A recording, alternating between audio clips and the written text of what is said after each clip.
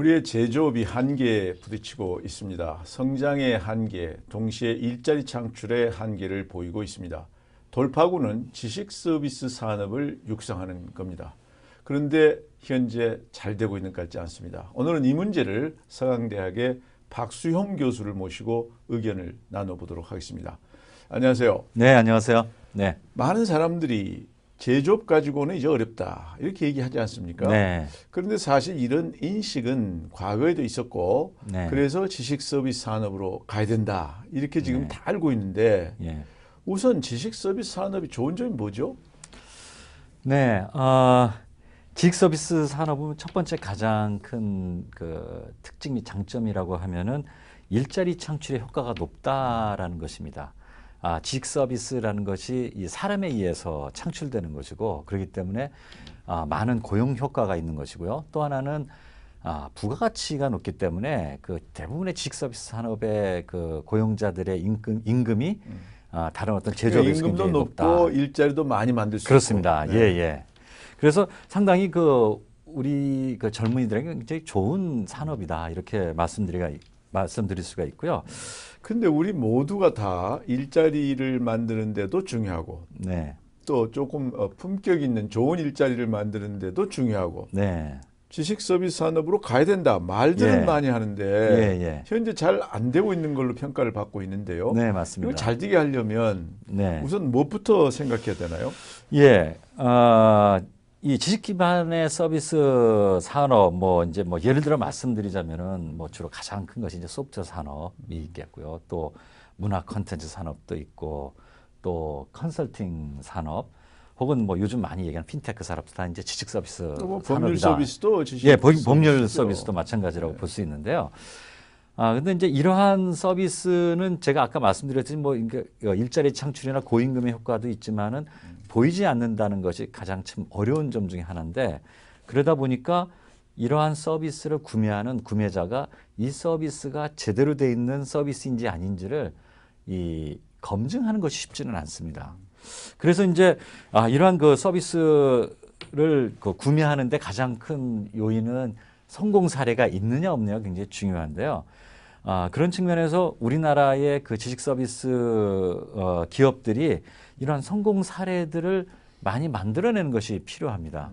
그러니까 공공기업이나 또는 대기업이 우리 일반 사람들은 이 손으로 만져볼 수 없는 성격의 서비스이기 때문에 예를 들면 소프트웨어 같은 거 그거를 좀 많이 구매해서 이 소프트웨어를 사용하니까 문제가 잘 풀리더라. 네, 그렇죠. 이거를 보여줘야 그래야 그걸 믿고 보다도 많은 기업 또는 외국 기업들도 그걸 쓸 수 있을 것이다. 맞습니다. 그런 얘기죠. 네, 맞습니다. 그런 어떤 성공 사례, 레퍼런스를 만들어주는 것이 지식 서비스 산업을 키우는데 가장 기본적인 일이라고 생각합니다. 그런데 현재 말하자면 그런 게 잘 안 되고 있다 하는 지금 인식을 갖고 계시나요? 네, 그렇습니다. 지금 우리나라의 지식 서비스 기업들이 많이 있는데요. 예를 들면 소프트웨어 기업들만 해도 굉장히 많은 그 기업들이 좋은 소프트웨어 솔루션을 만들고 있음에도 불구하고 이런 것이 우리나라의 공공 분야라든지 대기업에 사용되고 있지 않습니다. 주로 대부분 그 외산 솔루션들을 공공이나 그 대기업들이 구매를 하고 있고 그러다 보니까 좋은 그런 솔루션을 만들어도 어디에 그 성공 사례를 만들지를 못하니까 이 기업이 해외에 나가서도 이 사업을 계속 하기가 쉽지 않고 그러다 보니까 이제 처음에 좋은 솔루션을 만들었음에도 불구하고 글로벌 기업으로 크지를 못하는 거죠. 그런데 이제 그게 그 이유가 이 다른 종류의 지금 소프트웨어를 말씀하셨는데 가령 컨설팅 우리 국내에 들어와 있는 컨설팅 회사들의 이름이 전부 미국이나 영국 이름입니다. 네네, 그렇죠. 그런데 실제로 거기서 일하는 사람들의 90%는 한국 사람들입니다. 그렇죠. 그러면 결국은 컨설팅을 받는 사람들이 외국 이름을 좋아한다는 얘기 아니에요? 그렇습니다. 그러니까 이제 제가 아까 말씀드렸듯이 어떤 그 제품의 어떤 그 서비스의 품질을 평가할 수 있는 근거가 부족하다 보니까 소위 말해서 그런 브랜드 네임, 외산이면 좋을 것이다. 그리고 외산을 내가 도입해서 사용했을 때 가령 어떠한 문제가 생기더라도 나는 면책을 할 수가 있다라는 어떤 막연한 어떤 외산 선호에 그런 어떤 생각들이 공공이나 대기업의 구매자들에게 팽배해 있고 그동안에 사실은 저희 나라의 그런 지식 서비스 산업이 80년대나 90년대에는 매우 미약했습니다. 그래서 저희들이 그런 어떤 고급 컨설팅을 한다라든지 어떤 소프트웨어를 만들어낸다라든지 하는 능력이 외국에 비해서 부족했던 것은 사실입니다. 그래서 그 당시에는 그 외산에 많이 의존해서 해왔는데 그런 어떤 관행들이 아직까지도 지금은 이제 굉장히 좋은 솔루션이나 좋은 컨설팅을 할 수 있는 그 인재들이 많음에도 불구하고 그런 어떤 외산 선호의 관행들이 계속해서 진행되어 오는 것들이 있고요. 또 하나 굉장히 그 최근에 좀 문제라고 보는 것 중에 하나는 일부 대기업에서는 또 대기업의 어떤 퇴직자들이 나가서는 또 외산 그 솔루션들을 갖다 도입하는 어떤 그런 회사를 만들어 가지고 그 어떤 기업과의 어떤 연계를 통해서 그것을 갖다 공급한다라든지 그런 어떠한 그 카르텔 같은 것들이 형성돼 있는 것들 그러니까 이것도 그게 굉장히 큰 문제라고 말하자면 보입니다. 유통에 있어서의 일종의 네. 카르텔인데요. 맞습니다. 국내 일부 그 대기업에서는 소위 통과세라는 게 있습니다. 네, 그러니까 대기업에서 직접 구매하는 게 아니라 네, 대기업의 어떤 자회사를 하나 만들어 놓고 네, 그 자회사에서 구매하게 해가지고 최종적으로 대기업이 구매하거든요. 네, 네, 네. 그럼 그 자회사는 단순히 네. 통과시켜주는 역할만 하는 거죠. 그렇죠. 예. 그것도 일종의 참 좋지 않은 건데 음. 결국은 이제 과거에 중화학공업을 육성할 때도 그랬습니다. 아, 국내 기계를 사가지고 이게 만약에 어려워지면 그 회사의 구매 책임자가 책임을 지잖아요. 네, 그러니까 무난한 게 그냥 외산 사는 거였거든요. 그렇죠. 그런데 그때는 국산 구매에 대해서 우선적으로 구매할 때 인센티브를 주는 그런 게 있었습니다. 네. 요즘은 그런 게 없습니까? 예, 전혀 뭐 그런 어떤 것은 없고요. 특히나 요즘 뭐 소위 말해서 뭐 WTO다 뭐 이런 어떤 이유를 내세워서 어떤 국산 기술에 대한 어떤 그 뭐 인센티브 이런 것은 전혀 없는 상황이고요. 이제 그러다 보니까 그런 어떤 대기업이라든지 뭐 혹은 또 어떤 뭐 공공에서 있던 분들이 어떤 그 외산을 그동안 구매해 왔으니까 그것을 아예 그 어떤 대행 회사를 만든다라든지 그렇게 해서 외산 솔루션들을 그 수입을 해서 자연스럽게 어떤 그런 뭐 큰 사업들에 이렇게 연결시켜준 일들이 공공연하게 발생하고 있고요. 그러다 보니까 우리나라의 국산 그 지식 서비스 기반의 어떤 서비스들 이런 것들이 들어갈 틈이 없어지는 것이죠. 또 하나는 또 좋은 아이디어를 가지고 이렇게 그런 어떤 서비스를 좀 이렇게 만드는 것을 갖다가 이렇게 좀 그 설명을 하면은 그런 내용을 듣고는 또 자기들이 알고 있는 자회사에다가 그 아이디어를 전달을 해서 그 자회사가 그것을 갖다 이제 만들어서 서비스를 하게 하는 그런 일도 발생합니다. 정부 기관에서도 가끔 그러죠. 가끔 그런 일이 있습니다. 근데 이제 그거 그러면 누가 하든지 간에 그 아이디어를 해서 구현해서 서비스하면 되지 않겠냐라고 말씀하실 수 있는데 그 아이디어를 먼저 만들어낸 회사는 그것이 만약에 구매되고 사용되면 그 아이디어를 기반으로 해서 계속 발전시켜서 해외에도 나가고 이렇게 될 수 있는 어떤 기반이 만들어지는데 그 아이디어를 듣고 그 자기가 관련되어 있는 어떤 그런 그 자회사에다 얘기해서 그냥 그 서비스만 구현하는 근데 경우에는 이제 그거는 일종의 지적재산권에 관련된 사항인데 네네. 그럴 경우에 지적재산권에 의해서 보호가 안 되나요? 아주 그런 어떤 특수한 특허가 관련되어 있는 경우는 가능하겠지만 일반적으로 어떤 서비스의 아이디어, 서비스의 비즈니스 모델들은 구체적인 특허가 걸려있지 않은 경우가 많이 있거든요. 그래서 요즘은 이제 조금 중소기업들도 그런 것을 생각을 해서 여러 가지로 이제 특허를 미리 만들어 놓고 하는 경우들이 이제 생기고 있는데 이제까지는 많은 경우에 그런 아이디어를 빼앗기거나 하는 것들이 아주 공공연하게 그러니까 그 부분은 발생하고 있습니다. 지적재산권에 대한 인식 네네. 그렇죠. 이게 지금 좀 약한 부분이 있는 것 같아요. 네네네. 예. 거의 지금 선진국일수록 지적재산권이 아주 강하거든요. 매우 강하죠. 예. 그런데 국내에서 소프트웨어라는 것이 손에 안 만져지는 거니까 네. 설명을 해야 되는데 네. 설명을 들은 사람이 예. 그거를 머릿속에 가지고 있다가 자기 자회사한테 준다거나 네. 자기 친척한테 준다거나 네네. 이래가지고 침해해 버리는 거거든요. 그렇습 맞습니다. 예. 근데 그게 이제 구제가 안 된다. 이건 이제 법적으로 문제가 되는 거죠. 맞습니다. 근데 어떻습니까? 이제 가격이 또 있는 게 중요한 건데 네네네. 예. 국산이 나오면 예. 기존 거래선 외국계가 주로 중심이 되겠지만 가격을 덤핑한다든가 네. 이래서 국산 구입을 또 막는 그런 경우는 없나요? 그런 경우도 있습니다. 사실은 이제 그동안의 일반 사람들의 생각은 국산은 조금은 더 외산에 비해서 저렴하고 대신에 품질이 좀 떨어지고 외산은 좀 비싸지만 품질이 좋다. 뭐 이런 생각들이 대부분이었었는데 최근에 몇몇 사례들을 보면은 뭐 이미 그 외산 기업들은 외국에서 많은 돈을 벌고 있으니까 뭐 소프트웨어는 그리고 원자재 값이 들어가는 것이 아니니까 본국에 비해서 뭐 10분의 1 정도의 가격으로 막 그 소위 말해서 덤핑을 치는 거죠. 굉장히 저가 공세를 하게 되고 그러다 보면 그 비슷한 제품을 그 개발한 국내 기업은 저가로서 견디질 못하니까 굉장히 그런데 그럴 많이 있는 경우에 거죠. 이 예. WTO 협정에 의해서 예. 덤핑에 대해서는 제재할 수가 있거든요. 네. 그런 어떤 그 제재 시스템 네. 이거는 지금 제대로 안 돼 있나요? 지금 그것이 제대로 작동되고 있지 않고요. 이것이 예를 들어 그 하드웨어 제품들은 원가가 있고 하기 때문에 그 이 일반적인 가격이 형성돼 있는데 어느 나라에 팔든지 간에.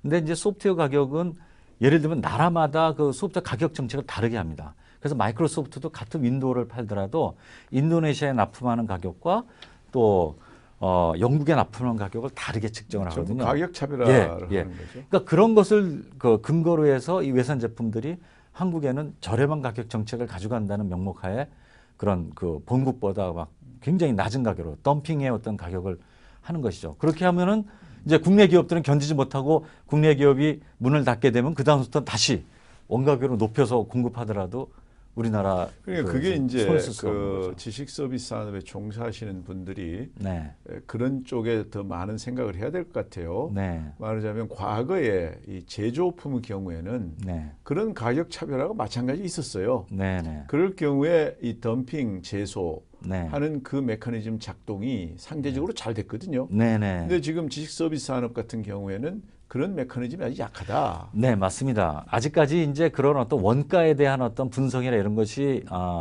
아직은 체계가 잘 안 잡혀 있고요. 네. 그리고 뭐 그 이 제조업에 비해서 아시다시피 이제 그 인건비, 그다음에 어떤 그런 그 아이디어에 대한 가치 이런 것들이기 때문에 그런 체계가 좀 약한 것이죠. 그러다 보니까 이런 제도들이 잘 적용되지 않은 것 같습니다. 거기에 덧붙여서 이건 어떻습니까? 이건 일종의 사람의 머리를 네. 많이 활용해서 새롭게 만들어내는 서비스들이 지식 네. 기반 서비스의 대부분인데 네, 네, 사람의 머리를 쓴 것에 대한 가치 평가 네, 이거는 사는 사람이 하는 거 아니에요. 네, 맞습니다. 그런데 국내 대기업들이 네, 사람 머리를 제대로 평가해 주는 건지 원가를 따지고 그 사람들이 가격을 이제 매길 거 아니겠어요. 네, 네, 네, 그럴 때 그 원가 속에 사람 머리 같이 네, 이거를 제대로 평가해 줘야 네, 이거 열심히 하지 않겠어요? 네. 그거 어떻습니까? 그런 것이 좀 제대로 돼 있지 않고 있습니다. 그리고 현재 이제 대기업도 마찬가지고 공공기관도 그러한 어떤 지식 서비스를 소위 말해서 맨아워, 공수, 몇 시간을 투입했느냐 이런 식으로 가격을 좀 결정하거든요. 그러니까 건물 지을 때 뭐 들어가는 네. 인건비나 뭐 그런 식으로 이거 좀 계산하는 그런, 거죠. 그런 네. 풍토죠. 예, 이거는 마치 그 유명한 화가의 작품을 이거 몇 시간 들여서 만들었느냐는 식으로 가격을 정하는 거랑 마찬가지거든요. 그러니까 이런 문화들이 사실 우리나라의 지식 서비스가 발전하는데 큰 그 저해 요소로 지금 작용하는 것이죠. 우리 옛날에 책 도둑은 도둑이 아니다. 네, 이런 말이 있었는데 네, 책이라는 걸 한 권 쓰기 위해서 그 저자가 얼마나 노력을 합니까? 네, 맞습니다. 근데 마찬가지 지식 서비스 산업도 인식 자체가 네, 이거 하나를 창조적으로 만들어내는데 얼마나 많은 노력이 들어가는지를 네, 기존 이제 제조업을 운영했던 대기업들이기 때문에 그 가치를 잘 인정 못하는 그런 게 있죠. 맞습니다. 근데 더 나가서 금융회사들은 어떻습니까? 은행이나 이런 데서 이 돈 잘 빌려줍니까? 좀 이 금융회사들도 그런 지식 서비스 기업에 대한 좀 편견이 있습니다.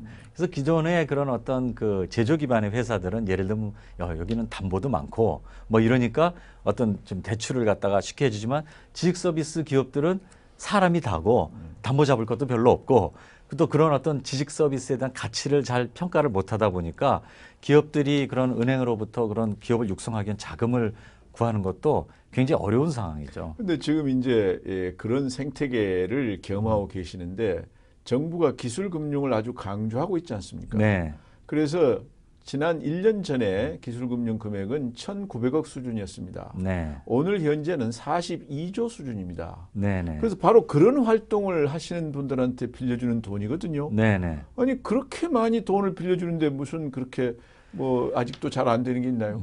정부의 숫자는 그렇게 나오지만은 현장에서 느끼는 것은 아직도 가물어 있다는 것이 그 현장에 느끼는 그런 42조가 기업들이고. 그럼 어디로 갔습니까?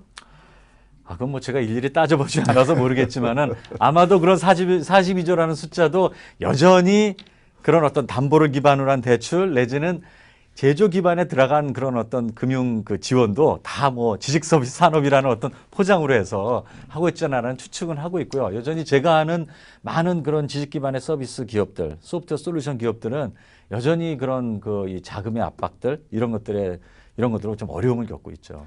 그러니까 이제 그 지식 서비스 산업에 종사하시는 분들께서 이 금융에 대해서 더 많이 좀 분석을 해보실 필요가 있습니다. 참고로 앞으로 더 분석하시라는 뜻에서 네. 기술금융을 했다는 어느 은행의 통계를 보면은 네. 기술금융이라고 한 거에 90%가 담보대출입니다. 네. 그렇기 때문에 지금 말씀하시는 그런 성격의 금융이 아니죠. 그렇습니다. 그러면 네. 담보로 대출해 준 게 기술금융이냐? 이렇게 얘기할 수 있잖아요. 네. 그걸 그쪽에 있는 분들이 많이 따져봐야죠. 네, 맞습니다. 그래서 그렇지 않아도 그래서 이제 지식 서비스 쪽에 그 종사하시는 분들이 그동안에는 그런 어떤 본인들의 아이디어와 그들의 그 지식 상품들을 만들어내는데 많이 노력을 해왔는데 이제는 좀 그런 어떤 금융의 이슈들 뭐 그다음에 국가적인 어떤 제도의 이슈들도 많이 이제 좀 생각하고 그런 것도 요구해야 되는 시점이 좀 왔다고 보고요. 이제 추가적으로 조금 이제 국가적으로 이런 지식 서비스 산업을 좀 더 이제 발전시키기 위해서는 그러면은 그런 구매하는 사람들이 이런 지식 서비스에 대한 품질을 뭔가 그 공신력 있는 기관으로부터 인정받고 그들이 그걸 썼을 때 어떤 면책받을 수 있는 그런 어떤 국가적인 지식 서비스 품질을 인증하는 그런 어떤 인증 제도라든지 그다음에 또 무조건 외산의 어떤 서비스들이 좋다라는 막연한 생각들에서 제대로 그 이 국내의 어떤 그 이 서비스와 외산의 서비스를 좀 이렇게 소위 말해서 벤치마킹 테스트 할 수 있는 그런 것을 갖다가 하는 어떤 기반이라든지 이런 것들을 좀 해서 국내의 어떤 지식 서비스들을 좀 믿고 사용할 수 있는 그런 환경을 좀 국가에서는 아마 구축해 줘야 되지 않을까 하는 그런 생각을 합니다. 국가에서 이제 구축해 줘야 된다. 그거는 네. 하나의 당위론인데요. 네. 실제로 이 문제에 대해서 가장 문제의식이 많은 분들이 네. 아주 구체적으로 네. 이건 이렇게 해주세요 하는 게 좀 나와야 됩니다. 네네네. 이 정부에서 일하시는 분들은 도와드리고 싶어도 네. 이게 잘 정확하게 상황을 모르기 때문에 어느 부분에 이 투약을 해야 좋은지를 정확히 모를 수도 있어요. 네네네. 그래서 정확하게 현미경처럼 네네. 찍어서 지금 이 부분이 아프다 이렇게 네. 좀 말씀을 해주시면 도움이 될 겁니다. 네네. 예. 그래서 저희들도 지금 일단은 그래서 좀 최근에 또 이제 핀테크 산업 육성을 많이 얘기하고 있는데 핀테크 산업도 같은 상황이거든요. 아무리 핀테크 벤처 기업들을 만들어도 우리 은행들이 써주지 않으면은 성공 사례가 안 만들어져 그럼 글로벌로 나갈 수 없습니다. 그래서 저희들이 핀테크 쪽의 그런 그 서비스 이런 것들에 대한 좀 품질 인증 제도를 좀 준비하고 있고 이것을 갖다가 좀 정부와 좀 얘기를 해서 좀 그 분야의 어떤 인증하는 절차들을 좀 만들고 있고요. 이런 것들을 계속해서 분야별로 확산시켜 나가야 되지 않을까 이렇게 생각을 합니다. 네. 세계 전체가 제조업은 과잉 설비로 되어 있습니다. 동시에 인공지능의 발달에 의해서 제조업이 일자리를 많이 창출하기는 어렵습니다. 좋은 그리고 많은 일자리는 이제 서비스 산업, 특히 지식 서비스 산업에서 나올 수 있습니다. 그러나 우리의 현 상황은 생태계가 지식 서비스 산업에 매우 불리한 상황입니다. 이런 것들이 개선이 되어야 우리 젊은이들에게 희망을 줄 수 있을 것입니다. 오늘 감사합니다. 네, 감사합니다. 예.